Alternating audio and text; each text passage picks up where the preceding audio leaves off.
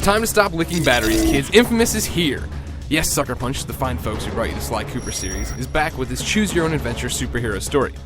Here you'll play as Cole, a dude who used to be this everyday bike messenger until a package he was dropping off blew up in his hands and leveled a humongous portion of Empire City. When Cole comes out of his coma, the shit hits the fan.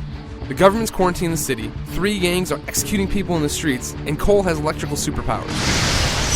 With Cole's newfound abilities to hover in the air, hurl electrical grenades, and call down lightning storms at will, it's up to you to find out what the hell has happened here and get out of town. With the juice in your veins, Empire City looks to you to set things right.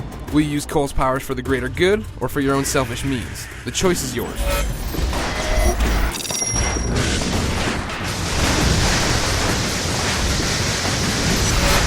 Seeing as how it's an open-world game, Infamous lives or dies by its ability to make you connect with Empire City and care about it. Luckily, Sucker Punch nails this. A huge part about that is the graphics and the look of the city.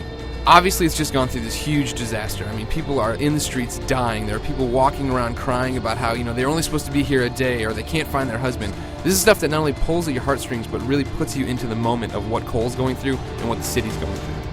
Of course, all this awesomeness comes with some kind of price. I mean, sometimes, yes, there is some pop-in now in the distance, because, obviously there's no load times in this game. You're just playing straight through, so every now and again, yes, things pop up. And also, it does have a tendency to get a little bit framey when you'll be gliding on the train tracks or, going through something crazy. But none of them are these huge stumbling blocks or anything that should keep you away from playing. Of course, the eye candy isn't just left for the city. Cole is a beautiful character himself. Everything in Empire City is scalable, so when you run Cole at a wall, he's going to jump up, leap onto a ledge, hang by his fingertips, shimmy around with his legs, jump over to a pole. Of course, he can shoot from anything, so if a bad guy's coming at him, he's going to hang off the pole, put out his hand, blast him with lightning. His animations are top-notch. It would be a crime not to report that the movies in this game, the cutscenes, are all told in this graphic novel style that really looks great and presents the story in an awesome, interesting fashion. In addition to that, the sound really complements this game well. There's good effects for cars exploding, or people screaming, or people begging for their lives. Cole's a little too gravelly for my taste, but whatever, that was Sucker Punch's choice. And you have a musical score composed by Amon Tobin. I have no idea who that is, but it sounds really good and complements the game well. Before the blast, they were just a bunch of junkies dealing drugs. Now, they own the Neon District. When you're running around the streets of Empire City, one of the main gameplay mechanics is making choices. See, with these superpowers, you're going to glide around the city, wail on bad guys, and drain juice from Transformers, but the bigger deal in Infamous is choosing how to use these powers.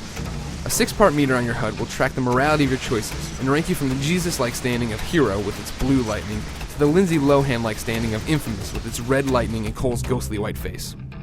Your move toward being a bad guy or a good guy will come from decisions as small as, choosing to restrain an enemy rather than kill him, or these larger karma moments where Cole weighs the pros and cons of a situation, and then you pull the trigger on the decision. Do you want to feed the people of Empire City or fry a few pedestrians so that, there's more food for you and your friends?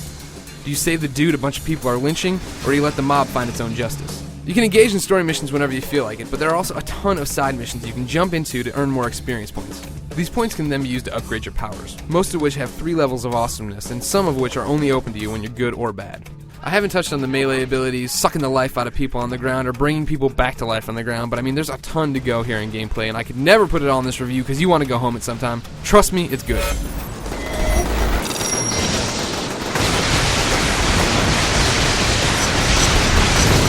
Infamous is great, and this video hasn't even scratched the surface of why. You can scale anything and everything in the city. Your choices drastically change how the city itself looks, and the third-person action is insane at parts. I put about 25 hours into this title playing through once is good and once is bad, but that's not counting the fact that I still had blast shards to find, dead drops to listen to, and a ton of side missions to see. Infamous is a comic book story through and through, so expect larger-than-life enemies, twists, and a lot of Batman-like moments as Cole watches over his city. I always say this at the end of a video review, but I really mean it when talking about a game this massive. For the full written review, please check out IGN.com.